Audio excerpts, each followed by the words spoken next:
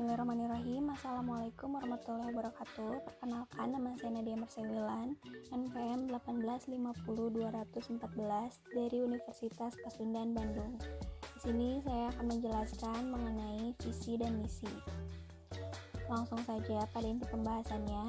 Visi merupakan kalimat atau kata-kata yang ingin dicapai atau impian dari sebuah perusahaan atau organisasi yang akan dicapai di masa mendatang. Dalam pembuatan visi ada kriteria visi yang baik yang perlu diperhatikan, yaitu ada 6.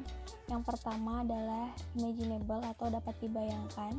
Yang kedua adalah desirable atau menarik. Yang ketiga itu visible atau bisa dikatakan realistis dan dapat dicapai. Lalu yang keempat itu ada fokus, jelas. Yang kelima itu ada fleksibel, responsif terhadap perubahan lingkungan. Lalu yang keenam itu ada communicable. Itu visi tersebut perlu atau harus mudah dipahami, seperti itu.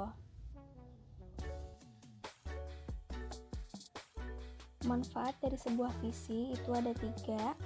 Yang pertama, sebagai jembatan kondisi organisasi di masa sekarang hingga masa depan atau hingga masa yang akan datang.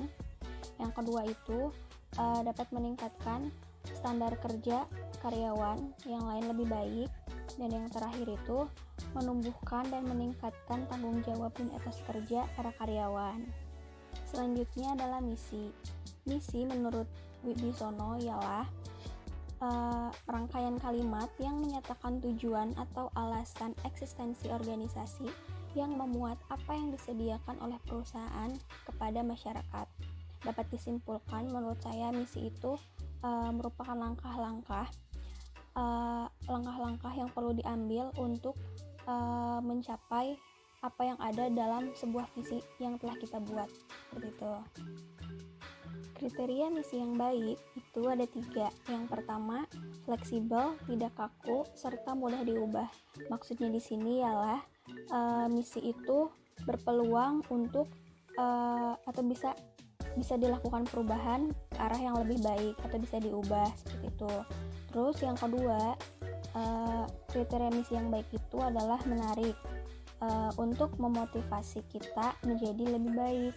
Dan yang ketiga itu jelas dan mudah dipahami. Maksudnya di sini misi yang baik itu bisa kita pahami oleh semua kalangan, bukan hanya dalam sebuah organisasi tersebut. Seperti itu. Unsur penting dalam pembuatan sebuah misi, yang pertama itu pernyataannya strategis dalam jangka panjang juga jangka pendek. Yang kedua itu kiat, ada usaha untuk mewujudkan dari sebuah visi tersebut. Yang ketiga, fokus pada kata-kata yang penting. Dan yang terakhir adalah bisa mengkolaborasikan kata-kata yang menarik, inspiratif, serta inovatif. Yang selanjutnya adalah pertimbangan dalam pembuatan visi dan misi. Ada 3. Yang pertama ialah apa yang menjadi visi organisasi yang akan datang. Maksudnya, organisasi tersebut itu harus memiliki target capaian di masa mendatang. Yang kedua, apa yang menjadi fokus di masa depan. Artinya, apa sih yang menjadi fokus utama dalam sebuah organisasi tersebut di masa depan. Lalu yang terakhir, adanya target jangka waktu yang akan datang. Misalnya, dalam waktu 5 tahun atau 2 tahun yang akan datang, harus mempunyai target atau apa sih yang akan dicapai dalam waktu tersebut, seperti itu. Selanjutnya adalah di sebelah kiri saya ini merupakan contoh dari sebuah visi dan misi dari sebuah lembaga pendidikan atau yayasan yang akan saya buat. Dari visi misi tersebut menurut saya sudah memenuhi kriteria yang baik. Di antaranya mudah dipahami, lalu dapat dibayangkan, juga fokus dan jelas kemana arah tujuannya. Mengapa? Karena dari visi misi tersebut, yang pertama saya berharap sekolah tersebut itu bisa menjadi sekolah unggulan di antara sekolah-sekolah yang lain. Lalu yang kedua, saya berharap bahwa lulusan dari yayasan yang akan saya buat nanti itu bisa menjadi atau menghasilkan siswa yang berprestasi di dalam bidang akademik maupun non-akademik berdasarkan nilai-nilai Islam dengan menanamkan keimanan serta ketakwaan di dalam hati mereka. Lalu yang terakhir, dapat mengembangkan kreativitas serta bakat dari siswa tersebut agar berilmu dan berakhlak mulia.